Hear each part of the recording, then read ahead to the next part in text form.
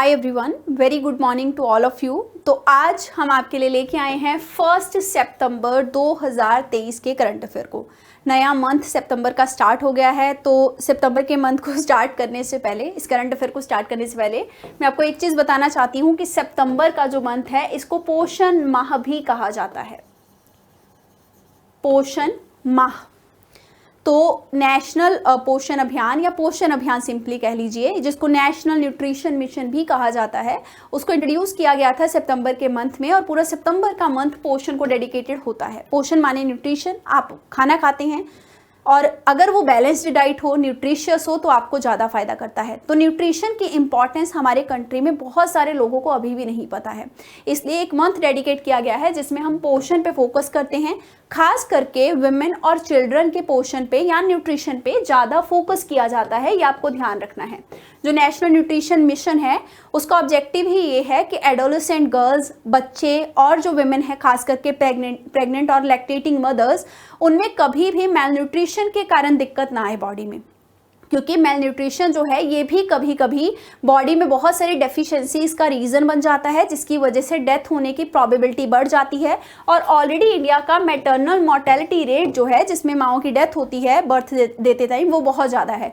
तो अगर हम न्यूट्रिशन का ध्यान रखेंगे तो एक फैक्टर हम एलिमिनेट कर देंगे, जिसकी वजह से डेथ की प्रोबेबिलिटी ज़्यादा हो जाती है, क्योंकि ये हमारे हाथ में है। न्यूट्रिशन हम अपना खुद से इंश्योर कर सकते हैं, इसलिए पोषण माह के रूप में सितंबर के मंथ को मनाया जाता है। तो अब स्टार्ट करेंगे 1 सितंबर के डेली करंट अफेयर को, जिसमें सबसे पहले डेली करंट अफेयर को डिस्कस किया जाएगा, उसके बाद उसके बेस्ड पे एमसीक्यू किए जाएंगे। ठीक है, तो मेरा नाम है रवनीत कौर। सबसे पहले डिस्कस करेंगे एक कोटेशन, इंपॉर्टेंट कोटेशन, क्योंकि आपको अब ऐसे भी आएगा, तो ऐसे में आप कोटेशंस का भरपूर यूज कर सकते हैं। आपको खुद से एफर्ट नहीं लगाना कोटेशन ढूंढने के लिए। मैं रोज जब करंट अफेयर लेके आती हूँ तो एक अच्छी कोटेशन लेके आती हूँ। बस आपको एक चीज पे मेहनत जरूर करनी होगी कि वो कोटेशन फिट कहाँ होगी, ये आपको सोचना होगा। वो कैसे पता लगेगा? जब आप आंसर राइटिंग करेंगे। उसके लिए मैं आपको मेंस का रोज एक क्वेश्चन देती हूँ, अगर आप उसे लिखेंगे तो कोशिश कीजिए मेरे पुराने सेशन में से सोच के कि क्या कोई कोटेशन कंक्लूजन या इंट्रोडक्शन में उस क्वेश्चन के हिसाब से फिट हो सकती है। इससे आप अपना माइंड जो है वो ब्रॉड कर पाएंगे, डाइवर्स आइडियाज को आंसर राइटिंग में उतार पाएंगे। पर उसके लिए आपको क्या करना होगा? पेशेंस रखना होगा, पेशेंस के साथ आंसर राइटिंग करनी होगी। तो आज जो कोटेशन है वो जॉन एफ कैनेडी की है। इनके द्वारा बोला गया था कि mankind must put an end to war और war will put to an end mankind. मतलब अगर आपने वॉर नहीं रोकी तो इससे मैनकाइंड खत्म हो जाएगी। तो ज़रूरी ये है कि वॉर हमें ख़त्म कर दे, उससे पहले इंसान जो हैं वो वॉर को ख़त्म कर दें, क्योंकि हमें वॉर से कोई रिजल्ट नहीं मिलता। तो पर्पस यही है कि वॉर को हमेशा के लिए ख़त्म कर देना चाहिए। कोई भी मुद्दा हो उसको बायलैटरल डिस्कशंस के साथ सॉर्ट आउट किया जा सकता है। अब मैं इसका एक एग्जांपल देती हूँ कि रशिया यूक्रेन, इनकी वॉर चल रही है। सपोज कीजिए आपको मेंस में रशिया यूक्रेन की वॉर के ऊपर क्वेश्चन आ जाए, तो आप इस तरीके की कोटेशन के साथ इंट्रोडक्शन स्टार्ट करेंगे, you will get extra marks, आपको फायदा मिलेगा उससे। ठीक है, या कंक्लूड करते टाइम यूज कर सकते हैं। इवन रशिया यूक्रेन वॉर की वजह से कोई ऐसे आ गया उस टॉपिक पे, तब भी आप इस कोटेशन को यूज कर सकते हैं कि mankind should put the war to an end, otherwise war will put the mankind to an end. ये ध्यान रखना है। ठीक है, अब चलेंगे न्यूज पे। सबसे पहली न्यूज है कि तेलंगाना जो है उसने यूनेस्को के साथ पार्टनरशिप करी है to implement recommendation on ethics of artificial intelligence. Artificial intelligence की टेक्नोलॉजी इतनी एडवांस है कि आज के टाइम पे वो हर चीज़ जो एक इंसान कर सकता है वो मशीन करने की काबिलियत अपने अंदर डेवलप कर रही है। तो आर्टिफिशियल इंटेलिजेंस कहाँ पे सही होगा, कहाँ पे गलत होगा, उसकी एथिकलिटी क्या है, एथिक्स नॉर्म्स क्या हैं, इसका भी किसी ने कोई कंसिडरेशन नहीं लिया। पर तेलंगाना ने यूनेस्को के साथ इसके लिए क्या किया है, एक अग्रीमेंट साइन कर लिया है, पार्टनरशिप किया है, जिसमें एथिक्स जो है वो कैसे आर्टिफिशियल इंटेलिजेंस पे अप्लाई किया जाएगा उसकी बात की गई है, उसके प्रोसेस पे काम किया जाएगा। मान के चलिए एक ड्राइवरलेस कार है, मतलब कार बिना ड्राइवर के चलने वाली है, उसमें एआई के थ्रू ही वो सारी ऑपरेट होती है। उस कार ने किसी का एक्सीडेंट कर दिया, ठीक है, तो उस कार ने जो एक्सीडेंट किया है, तो माना क्या जाएगा कि क्या वो एक्सीडेंट उस कार में से उस कार के ऑनर के थ्रू किया गया है या फिर वो एआई के थ्रू किया गया है, क्योंकि एआई तो एक मशीन है, उसको तो जेल भी नहीं हो सकती। सिंपल सी बात है ना। तो एथिक्स कहाँ स्टैंड करता है, सजा किसे होगी? किसकी जिम्मेदारी है ये चीज़ इंश्योर करना कि अगर आर्टिफिशियल इंटेलिजेंस की चीज़ें आप चला रहे हैं तो उससे किसी दूसरी की लाइफ में नुकसान नहीं होना चाहिए। इसलिए एथिक्स का एप्लीकेशन जो है वो आर्टिफिशियल इंटेलिजेंस में बहुत ज़्यादा ज़रूरी है। यूनेस्को का फुल फॉर्म है united nation education scientific and cultural organisation. और अगर आपको पता हो तो मैंने आपको यूनेस्को की वर्ल्ड हेरिटेज साइट्स के बारे में बताया था, जिसमें मैंने आपको इंटेंजिबल साइट्स भी बताई थी, इंटेंजिबल साइट्स भी बताई थी। कुछ इंटेंजिबल साइट्स का कलेक्शन अलग है, वर्ल्ड हेरिटेज साइट का कलेक्शन अलग है। ये वही यूनेस्को है जो वर्ल्ड हेरिटेज साइट के प्रिजर्वेशन के लिए काम करता है। इनके द्वारा information technology, electronics and communication department जो है गवर्नमेंट ऑफ तेलंगाना का, उसके साथ मिलकर एक पार्टनरशिप इन्फ्यूज की गई है कि किस तरीके से आर्टिफिशियल इंटेलिजेंस सिस्टम में एथिक्स को अप्लाई किया जाए। मतलब मशीन में भी ऐसी लर्निंग कैपेबिलिटी डाली जा सकती है कि मशीन्स मॉरल और एथिक को समझ सके और डिसीजन उस हिसाब से ले सके कि किसी दूसरे की लाइफ पे कोई नुकसान ना हो पाए। ठीक है,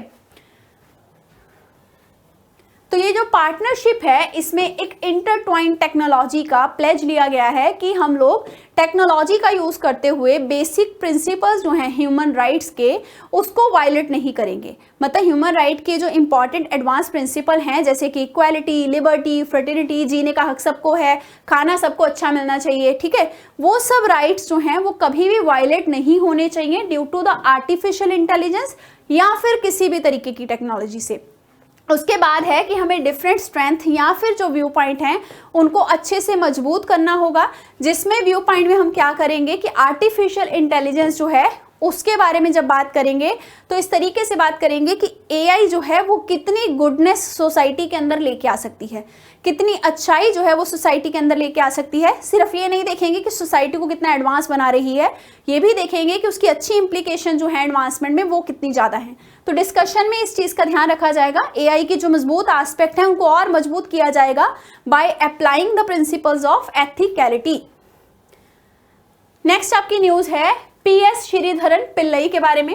पीएस श्रीधरन पिल्लई के द्वारा 3 नई किताबें नेचर के ऊपर, ट्रीज के ऊपर यानी कि पेड़ के ऊपर और जियोपॉलिटिक्स के ऊपर निकाली गई हैं।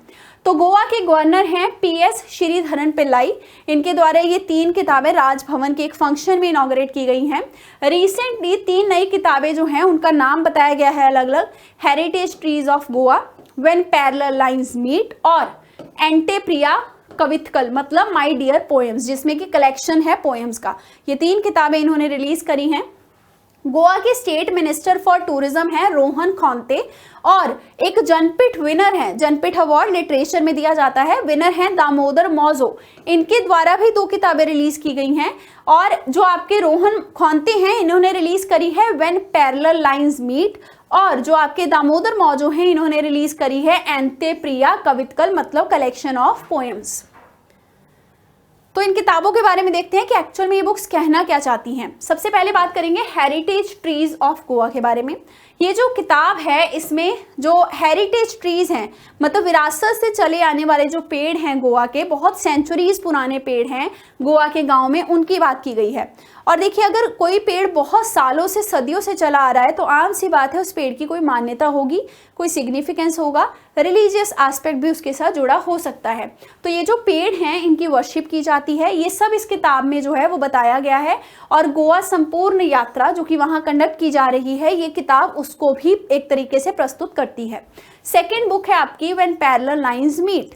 ये एक कंटेम्प्रेरी जियोपॉलिटिकल बुक है जिसमें जियोपॉलिटिक्स कैसे खेलता है, जियोपॉलिटिक्स कैसे चीज़ों को चेंज करता है, उसकी बात की गई है। तीसरी किताब है आपकी एंटेप्रिया कवितकल मतलब कलेक्शन ऑफ पोएम्स, जो कि बताती है कि नेचर, आर्ट और लिटरेचर कितने ज़रूरी हैं लाइफ के अंदर, और ये सब वो पोएम्स यानी कि कविता के थ्रू बताने की कोशिश करती है। नेक्स्ट आपकी न्यूज है स्वच्छ वायु सर्वेक्षण 2023 के बारे में। तो मध्य प्रदेश का जो आईटी हब है यानी कि इंदौर, इसके द्वारा फर्स्ट रैंक हासिल किया गया है स्वच्छ वायु सर्वेक्षण में। अब देखिए इंदौर कितने सारे प्लेस जो हैं, कितने सारी जगह पे इंदौर जो है कितने कॉम्पिटिशन में फर्स्ट रहा है। मैंने आपको पहले बताया था कि जो स्मार्ट सिटी चैलेंज था उसका कंपटीशन हुआ था, उसमें भी इंदौर ने टॉप किया है। अब फिर से स्वच्छ वायु सर्वेक्षण हुआ है जिसमें इंदौर ने फर्स्ट प्लेस हासिल किया है। एक चीज आपको हेडिंग से ये क्लियर हो गई कि मध्य प्रदेश का आईटी हब किसे कहा जाता है, इंदौर को कहा जाता है जिसने फर्स्ट प्लेस हासिल किया। पहले देखते हैं स्वच्छ वायु सर्वेक्षण क्या है। स्वच्छ वायु माने साफ हवा, सर्वेक्षण माने उसका एनालिसिस करना, ठीक है। तो गवर्नमेंट ऑफ इंडिया के द्वारा एक national clean air programme launch किया गया था, जिसमें हवा के अंदर पॉल्यूटेंट कितने हैं, खास करके पर्टिकुलेट मैटर, उनके बारे में देखा जा रहा था और उन पर्टिकुलेट मैटर को ऑब्जर्व करके कम करने का टारगेट सेट किया गया था। कुछ सिटीज थी, अटेनमेंट नॉन अटेनमेंट सिटीज की कैटेगरी बनाई गई थी। उन कैटेगरीज के हिसाब से सिटीज को टारगेट दे दिए गए थे कि आप इस तरीके से अपनी हवा के पॉल्यूटेंट्स को कम करेंगे और इतना कम करके लेके आएंगे। तो नेशनल क्लीन एयर प्रोग्राम जो है वो कितना अच्छे से हर एक राज्य के द्वारा इंप्लीमेंट किया जा रहा है या कितने शहरों के द्वारा इंप्लीमेंट किया जा रहा है, उसी को चेक करता है आपका ये सर्वेक्षण, स्वच्छ वायु सर्वेक्षण, जो कि रैंकिंग देता है। फिर हमें पता लग जाता है कि सामने वाला स्टेट अच्छे से उसको इंप्लीमेंट कर रहा है, अच्छे से हवा को साफ करने के लिए कोई प्रयास कर भी रहा है या नहीं कर रहा। तो इंदौर की जो सिटी है, इसने स्वच्छ वायु सर्वेक्षण 2023 में पहला प्लेस हासिल किया है। स्वच्छ वायु सर्वेक्षण कंडक्ट कौन करता है? सेंट्रल पॉल्यूशन कंट्रोल बोर्ड के द्वारा ये कंडक्ट किया जाता है और इसमें 10 लाख से ज्यादा अगर पॉपुलेशन है शहरों की, उस कैटेगरी में इंदौर ने टॉप किया है। अब देखिए, मैंने आपको बताया ना, कुछ अटेनमेंट सिटीज होते हैं, कुछ नॉन अटेनमेंट सिटीज, इस कैटेगरी में बांट के टारगेट दे दिए जाते हैं। पॉपुलेशन भी देखा जाता है, उस पॉपुलेशन के हिसाब से रैंकिंग दी जाती है। जैसे कि कहीं 10 लाख से ज़्यादा पॉपुलेशन वाले शहर हैं तो उनका एक ग्रुप बना के उनको स्वच्छ वायु सर्वेक्षण के अंडर अलग रैंकिंग मिलेगी, 10 लाख से कम वालों को अलग रैंकिंग मिलेगी, क्योंकि पॉपुलेशन के हिसाब से भी तो हवा में पॉल्यूटेंट वेरी करेंगे ना। जितना क्राउड, जितने ज़्यादा लोग होंगे, जितनी इंडस्ट्रीज, उतना पॉल्यूशन, इसलिए ये कैटेगरी रखी गई है। तो 10 लाख से ऊपर की पॉपुलेशन वाले जो शहर हैं, वहां पे आपका सेंट्रल पॉल्यूशन कंट्रोल बोर्ड ने जब एनालिसिस किया, स्वच्छ वायु सर्वेक्षण किया, उसमें ये पाया गया कि आपका इंदौर जो है उसने टॉप किया है। रिजल्ट जो है इस सर्वे का एक्चुअल में वो ये दिखाता है कि किस तरीके से बहुत डेडिकेटेड एफर्ट जो हैं वो इंदौर ने पुट किए हैं। और मध्य प्रदेश के कुछ और भी शहर हैं जहां पे हवा जो है वो साफ हुई है, क्योंकि उन्होंने भी अच्छा रैंक हासिल किया है इन दिस स्वच्छ वायु सर्वेक्षण। तो अगर पूछा जाए कौन कंडक्ट करवाता है तो आपको पता लग गया, सेंट्रल पॉल्यूशन कंट्रोल बोर्ड, जो कि एनवायरनमेंट मिनिस्ट्री के अंदर आता है, उसके द्वारा ये सर्वेक्षण किया जाता है। मध्य प्रदेश ने रैंकिंग को पूरे तरीके से डोमिनेट किया है। मतलब राज्यों में देखा जाए तो मध्य प्रदेश के बहुत सारे शहर हैं जो स्वच्छ वायु सर्वेक्षण में अच्छा रैंक लेके आए हैं। तो मतलब यही है कि मध्य प्रदेश के उन शहरों की हवा बहुत ज़्यादा साफ हुई है। स्वच्छ वायु सर्वेक्षण 2023 में डोमिनेंस वाला राज्य है मध्य प्रदेश। खास करके जब 10 लाख से ज़्यादा पॉपुलेशन वाले शहरों की बात की जाती है तो मध्य प्रदेश के बहुत सारे सिटीज़ जो हैं वो इसमें आए हैं। जैसे कि एक तो आपका इंदौर हो गया, फिर जबलपुर भी है जिसने अच्छा रैंक हासिल किया है। नेक्स्ट बात करेंगे चेस वर्ल्ड कप 2023 के फाइनल की। तो हमने ये न्यूज़ पहले भी की हुई है, this is the repetitive one, पर इसलिए है क्योंकि इंपॉर्टेंट है, क्योंकि उस न्यूज़ में हमने मेनली फिडे के बारे में बात किया था। इसमें हम बात करेंगे आर प्रगनंदा के बारे में। आप इनका फोटोग्राफ देख सकते हैं। विश्वनाथन आनंद के बाद ये सेकेंड इंडियन बने हैं जिन्होंने कि वर्ल्ड चेस चैंपियनशिप में फाइनल में एंटर किया। तो ये चेस वर्ल्ड कप 2023 का फाइनल जो हुआ था, फटाफट बताएंगे चैट बॉक्स में कहाँ पे हुआ था। अगर आपने कल का करंट अफेयर देखा है तो मैंने उसमें बताया था कि कहाँ पे कंडक्ट हुआ था ये फाइनल। तो ये कहाँ हुआ था? अजरबैजान में। अजरबैजान इसका जगह है बाकू, वहाँ पे ये चेस फाइनल कंडक्ट हुआ। इसमें इंडिया के प्रगनंदा जो हैं वो सेकंड प्लेस पे रहे हैं। तो देखिए, नाम है इनका रमेश बाबू प्रगनंदा और इन्होंने second place FIDE world cup में हासिल किया है। प्रगनंदा जो हैं ये 18 साल के हुए हैं वर्ल्ड कप के दौरान ही। और सबसे इम्पॉर्टेंट चीज़ ये है कि उस वर्ल्ड कप में सबसे यंगेस्ट खिलाड़ी हैं ये, सबसे छोटी उम्र के खिलाड़ी हैं ये जो फाइनल में पहुंचे हैं। और यंगेस्ट वर्ल्ड कप विनर जो हैं वो भी बने हैं।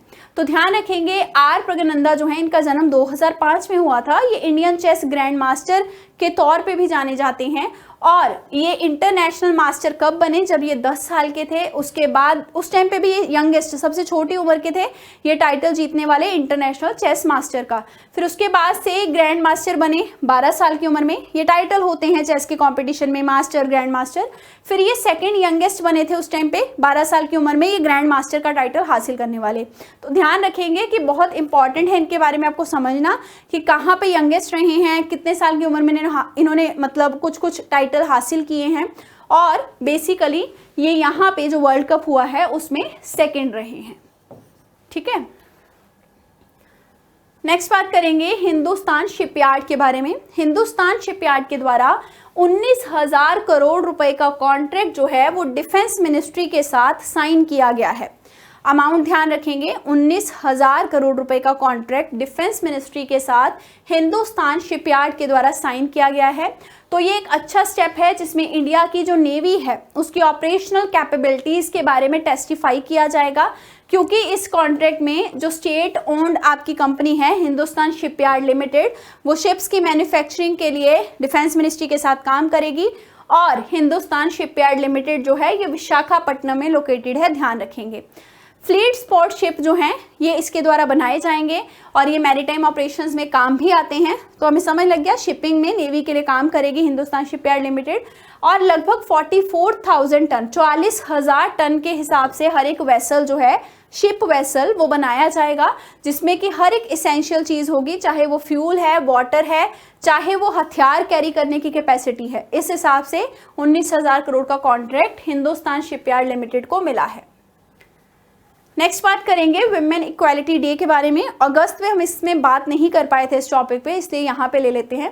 तो ध्यान रखेंगे विमेन इक्वालिटी डे हर साल 26 अगस्त को सेलिब्रेट किया जाता है। इसका मेन पर्पस ये है कि हम ग्लोबल लेवल पे यानी कि वर्ल्ड लेवल पे रिकग्नाइज कर रहे हैं विमेन के स्ट्रगल को। किस स्ट्रगल को? कि वो जो इक्वल राइट्स यानी कि बराबरी के हक और बराबरी की जो अपॉर्चुनिटीज़ समाज में चाहती हैं उसके लिए वो कितनी ज़्यादा मेहनत कर रही हैं। तो विमेन का जो स्ट्रगल है इक्वालिटी के राइट्स को लेके, उसको रिकग्नाइज करने के लिए 26 अगस्त वर्ल्ड इक्वालिटी डे के तौर पे सेलिब्रेट किया जाता है। ये एक्चुअल में एक ट्रिब्यूट है किनको? जिन्होंने विमेन को यूनिवर्सल सफरेज में शामिल करवाया। आज़ादी में जब हम आज़ाद हो गए थे उसके बाद वोट का हक इंडिया में ऐसा नहीं था कि सिर्फ पुरुषों को था, औरतों को भी था, महिलाओं को भी दिया गया था। तो यूनिवर्सल सफरेज का कॉन्सेप्ट इंडिया में था। तो इंडिया में या वर्ल्ड में भी जहाँ पे विमेन ने मूवमेंट चलाया और खुद से वोटिंग के राइट्स भी पाए हैं, ये पर्टिकुलर दिन उनके उस इक्वालिटी राइट को भी क्या करता है? ट्रिब्यूट देता है और उनकी जो कमिटमेंट है जेंडर इक्वालिटी को लेके उसको क्या करता है? सलाम करता है या सल्यूट करता है। विमेन इक्वालिटी डे 2023 का जो थीम है वो है एम्ब्रेस इक्विटी। एम्ब्रेस इक्विटी, इसमें फोकस किया जा रहा है कि 2021 से 26 तक किस तरीके से विमेन जो हैं उनके रोल को बिल्कुल बराबरी में लाया जाएगा मेल कैंडिडेचर के। ठीक है, हर एक डायमेंशन या हर एक डोमेन में कैसे विमेन इक्वालिटी करेंगी, एम्ब्रेस इक्विटी का ऑब्जेक्टिव रखा गया है।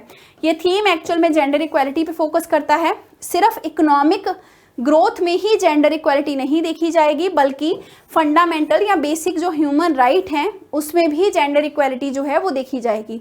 जैसे आप ये समझिए कि बहुत सारे एरियाज़ में इकोनॉमिक की बात करते हैं, labour force participation rate India में अब ज़्यादा औरतें जो हैं वो काम करती हैं घर से बाहर जाके, क्योंकि पहले वो केवल बच्चे संभालने की जिम्मेदारी के नीचे दब जाती थी, पर अब ऐसा नहीं है, अब समाज बदल रहा है। ठीक है, और फंडामेंटल ह्यूमन राइट में क्या आता है कि अभी भी बहुत सारी बच्चियां जो हैं वो 8th या 9th 10th क्लास के आसपास में स्कूल छोड़ देती हैं।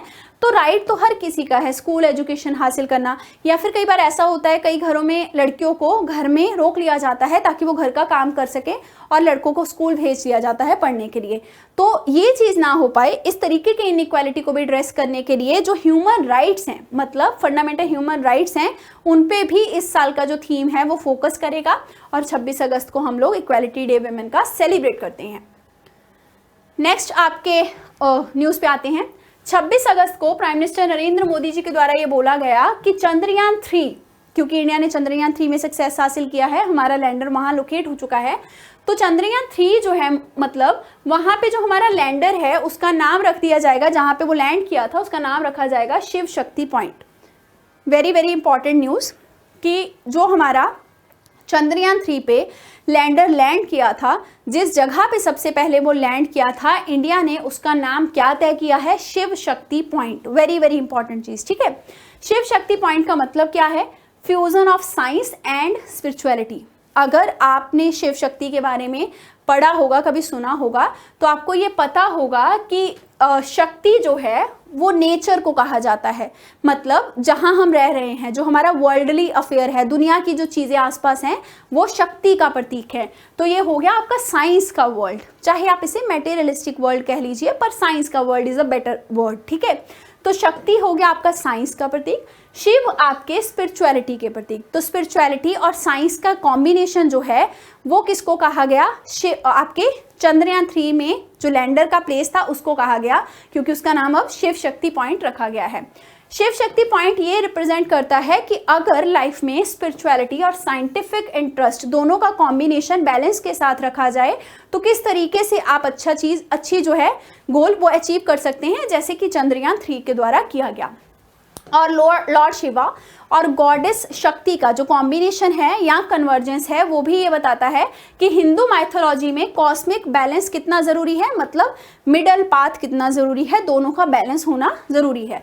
तो लोनर की जो लैंडिंग साइट है उसको शिव शक्ति पॉइंट कह के हम लोग एक्चुअल में ये बता रहे हैं कि ह्यूमन एंडेवर यानी कि इंसान ने जो भी आज तक किया है चंद्रयान 3 पे, चाहे वो लैंडिंग करना ही क्यों ना हो, वो केवल इसलिए हुआ है क्योंकि हमने वो काम एकजुट होकर किया है, यूनिटी के साथ किया है। और कॉस्मोस एनर्जी जिसे हम कहते हैं कि वर्ल्ड में कोई ना कोई एनर्जी है जो हमेशा कायनात में है ना, ताकत है कायनात में जो आपका गोल पूरा करने में आपकी मदद करती है।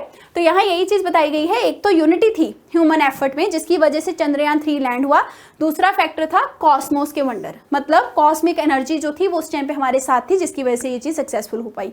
तो दोनों चीजों को कॉम्बिनेशन शो करने के लिए उस लैंडिंग साइट का नाम शिव शक्ति पॉइंट रख दिया गया है। अब आते हैं आपके मोस्ट फेवरेट पार्ट पे, क्योंकि इसमें बहुत अच्छा आप रिजल्ट देते हैं। डेली करंट अफेयर के एमसीक्यू क्वेश्चन नंबर डालेंगे, उसके बाद आंसर करना है, ठीक है। सबसे फर्स्ट क्वेश्चन आता है आपका कि इनमें से कौन सी ऑर्गेनाइजेशन है जो कि इंफॉर्मेशन टेक्नोलॉजी और तेलंगाना के कम्युनिकेशन डिपार्टमेंट के साथ एक अग्रीमेंट या कॉन्ट्रैक्ट साइन करी है ताकि एथिक्स जो है आर्टिफिशियल इंटेलिजेंस में उसको शामिल किया जा सके। ऑप्शंस हैं यूनिसेफ, WHO, यूनेस्को या फिर IMF। Very easy question. Telangana ने किस पर्टिकुलर एजेंसी के साथ मिलकर एक कॉन्ट्रैक्ट साइन किया है ताकि AI में एथिक्स को शामिल किया जा सके? आपका आंसर होगा ऑप्शन नंबर सी, यूनेस्को। इसका आंसर क्या होगा? यूनेस्को। आप चलेंगे सेकेंड क्वेश्चन पे। आपको बताना है यूनेस्को और तेलंगाना गवर्नमेंट के बीच में जो कोलैबोरेशन हुआ है उसका ऑब्जेक्टिव क्या है। अब देखिए पीछे वाले क्वेश्चन को ही घुमा के यहाँ दे दिया गया है, पीछे वाला क्वेश्चन तो बता ही रहा था ना ऑब्जेक्टिव क्या है।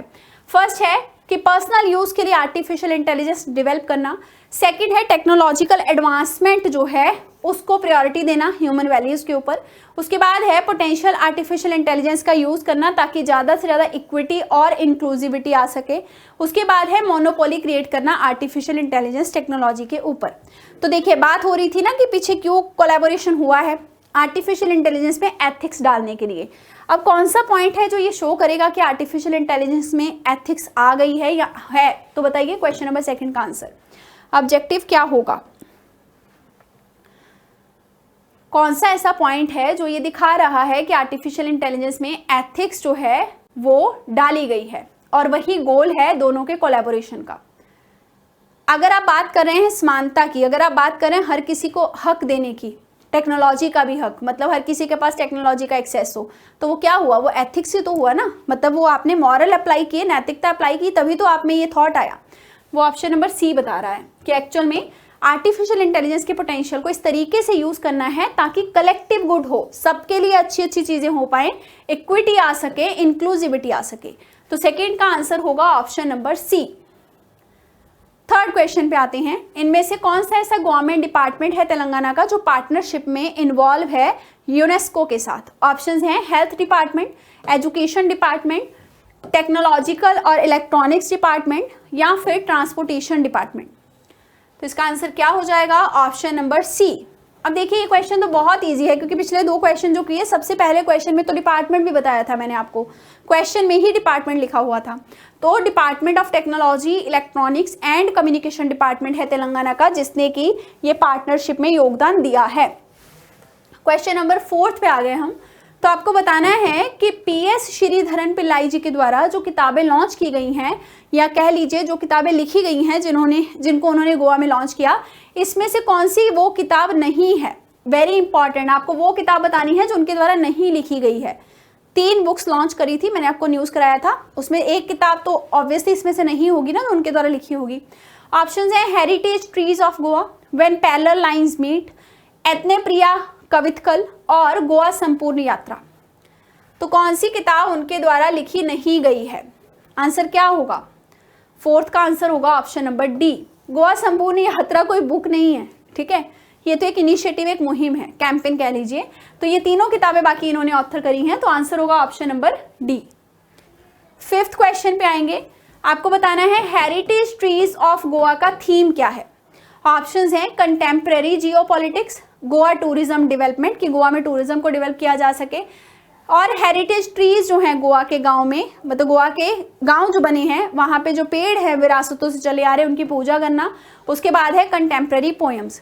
नाम से क्लियर है, नाम क्या बोल रहा है? नाम कह रहा है हेरिटेज ट्रीज ऑफ गोवा, मतलब जो गोवा के पुराने वाले पेड़ हैं उन्हीं की बात हो रही है और उनकी बहुत मान्यता है गांव के अंदर, उनको पूजा भी जाता है। तो ये किताब उसी के बारे में बताती है, उसी का विवरण करती है। तो option number C will be the right. Question number 6 पे आ गए हम। आपको बताना है एंटे प्रिया कवितकल, ये जो बुक है ये किस चीज पे फोकस करती है?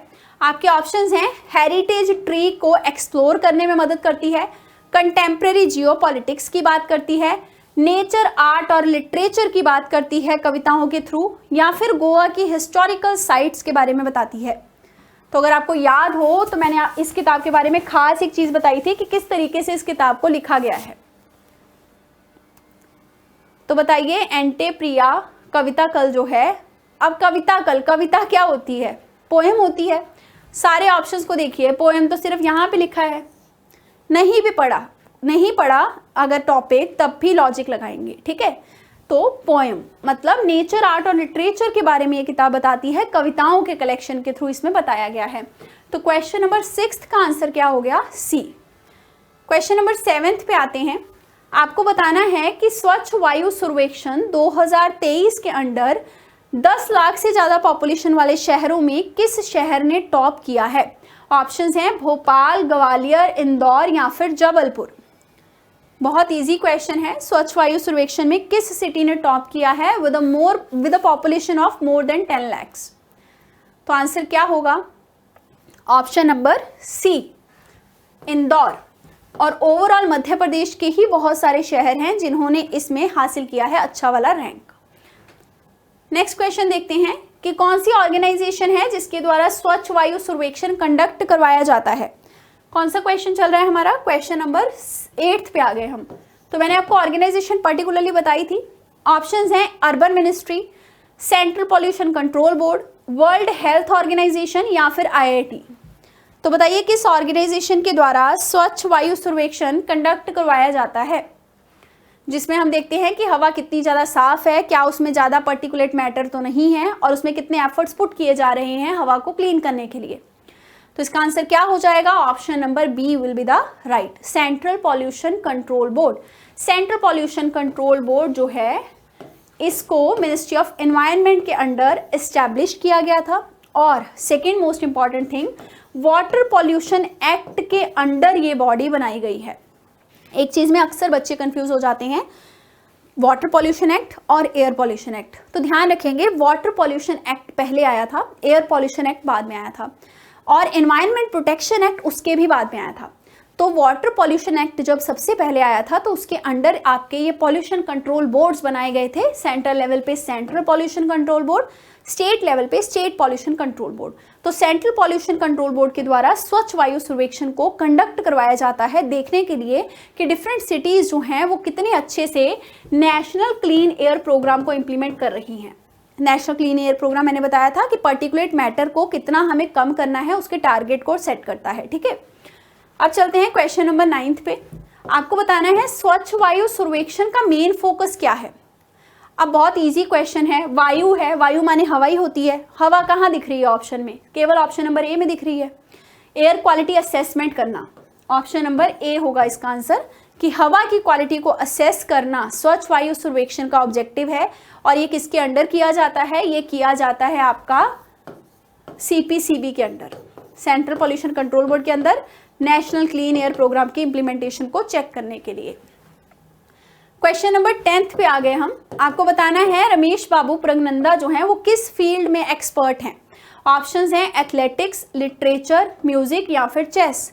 अब तो ये टॉपिक सेकेंड टाइम डिस्कस हो रहा है, पहले भी डिस्कस कर चुके हैं आर प्रगनंदा के बारे में, फोटो भी दिखाई थी आपको। क्या खेल रहे थे? चेस खेल रहे थे। तो आंसर क्या होगा? Option number D. 10th का आंसर हो जाएगा option number D. Question number 11th पे आ गए हम। आपको बताना है रमेश बाबू प्रगनंदा जो हैं, इन्होंने फिडे वर्ल्ड कप के दौरान कौन सा रिकॉर्ड अपने नाम किया? ऑप्शंस हैं, सबसे यंगेस्ट वर्ल्ड कप विनर बने हैं ये, मतलब सबसे कम उम्र के विनर हैं। सेकंड है सबसे पुराने वर्ल्ड कप फाइनलिस्ट हैं। उसके बाद है यंगेस्ट वर्ल्ड कप फाइनलिस्ट हैं। उसके बाद है सबसे लॉन्गेस्ट वर्ल्ड कप मैच खेला है। तो बहुत ईजी सा आंसर है इसका, क्योंकि हमें पता है जब हमने बार बार न्यूज़ करी थी कि ये वर्ल्ड कप विनर नहीं बने हैं। विनर कौन बने हैं? कार्लसन। और क्या देखा था हमने कि विश्वनाथन आनंद के बाद ये सेकंड इंडियन बने हैं जो इस वर्ल्ड कप के फाइनल में पहुंचे हैं।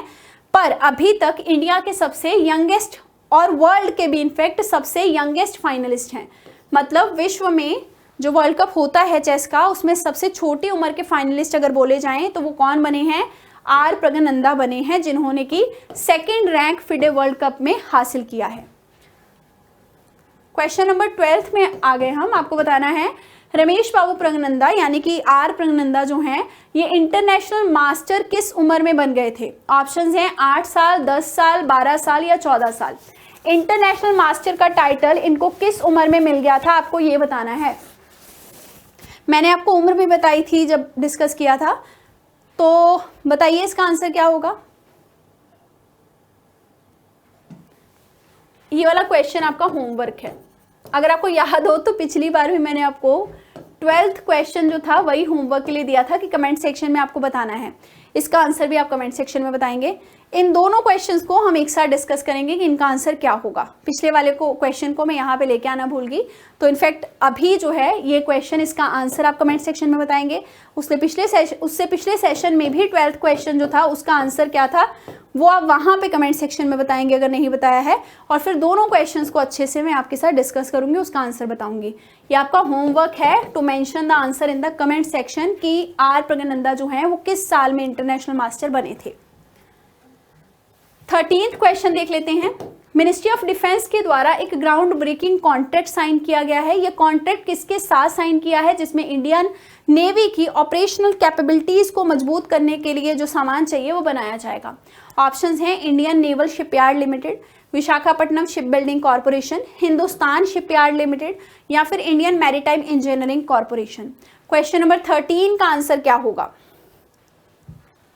हमने देखा था ना हेडिंग में हिंदुस्तान शिपयार्ड लिमिटेड, इसके द्वारा डिफेंस मिनिस्ट्री के साथ कॉन्ट्रैक्ट साइन किया गया है। इंडियन नेवी की शिप्स बनाई जाएंगी, वेसल्स बनाए जाएंगे। तो आंसर होगा option number C. Question number 14 पे आ गए हम। हिंदुस्तान शिपयार्ड लिमिटेड कहाँ लोकेटेड है? ऑप्शंस हैं मुंबई, कोलकाता, चेन्नई, विशाखापट्टनम। तो ध्यान कीजिए, जब मैंने आपको आर्टिकल पढ़ाया था तो खास करके बताया था कि ये कहाँ लोकेटेड है और बोला था कि आपको ये ध्यान रखना है। तो ये कहाँ पे है? आंध्र प्रदेश में। आंध्र प्रदेश के विशाखापट्टनम में आपका हिंदुस्तान शिपयार्ड लिमिटेड लोकेटेड है। 14th का आंसर डी हो जाएगा। क्वेश्चन नंबर 15 पे आ गए हम। आपको बताना है विमेन इक्वालिटी डे हर साल किस दिन मनाया जाता है? किस डेट को ये सेलिब्रेट होता है? आपके ऑप्शंस हैं 26 जुलाई, 26 अगस्त, 26 सितंबर या फिर 26 अक्टूबर। तो विमेन इक्वालिटी डे हर साल हम लोग अगस्त में सेलिब्रेट करते हैं। 26 अगस्त को ये हर बार सेलिब्रेट किया जाता है। तो इसका आंसर होगा option number B. 16th question आपको बताना है विमेन इक्वालिटी डे जो है वो ग्लोबली किस चीज को रिकॉग्नाइज करने के लिए मनाया जाता है? किस चीज की याद में आपका विमेन इक्वालिटी डे मनाया जाता है? ऑप्शंस हैं साइंस और टेक्नोलॉजी की एडवांसमेंट देखी जाती है विमेन की। सेकंड है कि विमेन के स्ट्रगल को देखा जाता है कि कैसे उन्होंने इक्वल राइट्स और इक्वल हक अपॉर्चुनिटीज हासिल करी हैं औरतों के लिए। उसके बाद है विमेन के फैशन ट्रेंड को देखा जाता है। उसके बाद है विमेन की एंटरटेनमेंट इंडस्ट्री में अचीवमेंट को देखा जाता है। तो बताइए विमेन इक्वालिटी डे किस चीज को सिंबलाइज करने के लिए सेलिब्रेट किया जाता है? Very easy question. बताया था ऑब्जेक्टिव आपको कि किस तरीके से औरतों को हक मिला था वोट देने का और किस तरीके से औरतों ने स्ट्रगल किया है बराबरी के हक लेने के लिए, बराबरी की अपॉर्चुनिटी लेने के लिए। उसी स्ट्रगल को ये क्या करता है? सैल्यूट करता है, इसलिए ये दिन मनाया जाता है। सो 16th का आंसर हो जाएगा option number B. 17th question पे आ गए हम, very important. Women equality day साल 2023 का थीम क्या है? ऑप्शंस हैं breaking barriers, celebrating diversity, embrace equity या फिर प्रमोटिंग लीडरशिप। तो बताएंगे इसका ऑब्जेक्टिव क्या है, थीम क्या था 2023 का? इसका थीम था ऑप्शन नंबर सी, मतलब इक्विटी को एम्ब्रेस करना। इक्विटी को एम्ब्रेस करना इसका थीम था। किसका थीम था? विमेन इक्वालिटी डे का। 18th क्वेश्चन, आपको बताना है शिव शक्ति पॉइंट किस चीज को सिंबलाइज करता है? ऑप्शंस हैं, ये एक हिस्टोरिकल इवेंट है, सेकंड है साइंस और स्पिरिचुअलिटी का कॉम्बिनेशन है, उसके बाद एक पॉलिटिकल गैदरिंग है या फिर एक नया साइंस आविष्कार है। शिव शक्ति पॉइंट किस चीज को सिंबलाइज करता है? Very easy question. चंद्रयान 3 जहां पे लैंड किया उसी लैंडिंग साइट को शिव शक्ति पॉइंट कहा गया है, और ये क्या बताता है कि एक तरफ साइंस है, एक तरफ कॉस्मोस एनर्जी या स्पिरिचुअलिटी है, जिसके कॉम्बिनेशन से चीजें होती हैं। तो आंसर होगा option number B, fusion of science and spirituality. Question number 19th पे आ गए, 19वां क्वेश्चन नंबर। तो आपको बताना है शिव शक्ति पॉइंट अपने मीनिंग में किस चीज को रिफ्लेक्ट करता है? फर्स्ट है एंशिएंट टेक्स्ट जो हैं, मतलब जो हमारे प्राचीन ग्रंथ हैं उसको रेफर करके ये वर्ड निकाला गया है। उसके बाद है डिफरेंट माइथोलॉजी जो है हमारी, उसको देख के निकाला गया है। उसके बाद है साइंटिफिक ब्रेक थ्रू के बारे में बताता है। उसके बाद है स्पिरिचुअलिटी और साइंस पावर जो है उसकी हार्मनी के बारे में बताता है। तो बताएंगे कि किस तरीके से इसके अर्थ जो हैं वो निकलते हैं। पिछले क्वेश्चन जैसा ही क्वेश्चन है, सेम कह लीजिए, बस थोड़ा क्वेश्चन का कॉन्टेक्स्ट अलग है। आंसर होगा ऑप्शन नंबर डी, साइंस और स्पिरिचुअलिटी के कॉम्बिनेशन को ही ये रिफ्लेक्ट करता है एक्चुअल में। तो 19th का आंसर होगा ऑप्शन नंबर डी। तो हम लोगों ने कितने क्वेश्चन किए? 19, जिसमें से 12th क्वेश्चन का आंसर आपको लिखना है कमेंट सेक्शन में। तो मतलब 18 क्वेश्चन आपने यहाँ अटेम्प्ट किए हैं। 18 में से आपके कितने मार्क्स आए हैं कमेंट सेक्शन में आपको बताना है, और बताइएगा ज़रूर ताकि पता लग पाए कि आप कितना ज़्यादा सेशन में पार्टिसिपेट करते हैं, इन्वॉल्व होते हैं। अब बात करेंगे मेंस के क्वेश्चन की। तो मैंने आपको मेंस का क्वेश्चन दिया था कि ग्लोबलाइजेशन जो है उसने फॉर्मल सेक्टर के अंदर एम्प्लॉयमेंट को कम कर दिया है, उस पर कमेंट करना था। पहले तो बात करेंगे फॉर्मल और इनफॉर्मल सेक्टर क्या होता है।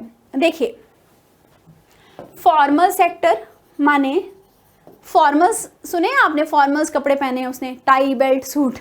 तो फॉर्मल्स कौन पहनते हैं? जो डेली ऑफिस जाते हैं, जिनको एक सैलरी मिलती है फिक्स, उसके बाद जिनका पीपीएफ कटता है, जिनका सिक्योरिटी रहता है एम्प्लॉयमेंट का, जॉब का सिक्योरिटी होता है, इंश्योरेंस होता है, वो होते हैं फॉर्मल एम्प्लॉयज़। फॉर्मल एम्प्लॉयमेंट भी वही होता है। इनफॉर्मल एम्प्लॉयमेंट क्या है कि अगर आप काम पे गए तभी पैसा मिलेगा, वरना नहीं मिलेगा। मतलब खुद का काम समझिए चाहे कैसे भी समझिए।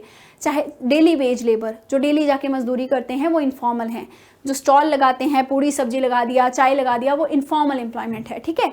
और दुकान किसी ने खोली है वो भी इनफॉर्मल एम्प्लॉयमेंट है। तो इस तरीके से बोला जा रहा है कि ग्लोबलाइजेशन की वजह से फॉर्मल सेक्टर जो है इंडिया का, उसमें ज़्यादा एम्प्लॉयमेंट नहीं है, उस पर टिप्पणी करनी थी।